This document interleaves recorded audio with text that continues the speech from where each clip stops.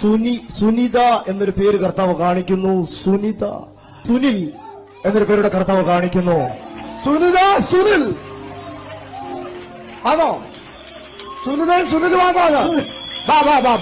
ഇടയ്ക്കൊരുത്ത stage ചെയ്തോണ്ട് പറയും, ബിനു ബിനു എന്നൊരു പേരെന്നെ കാണിക്കുന്നു. ബിനു എന്താണെന്നറിയാവോ? പ്രസംഗകന്റെ കൂടെ 3 പയ്യന്മാര് വന്നു. ഇതാരും അറിയത്തില്ലെന്നും നിങ്ങളുടെ ഇടയിൽ വന്നിരുന്നിട്ട് ഈ 2 പേരും തൊട്ടപ്പുറം ഇപ്പുറം ഇരിക്കുന്നവരെ പരിചയപ്പെട്ടു. എന്താ പേര്? തോമസ്. എവിടാ വീട്? നമ്മുടെ തൊടുപുഴയില. എന്ത് ജോലി? ഇലക്ട്രിക്കിന്റെ കടയാ. സ്വതന്ത്രം കടയിലേക്ക്.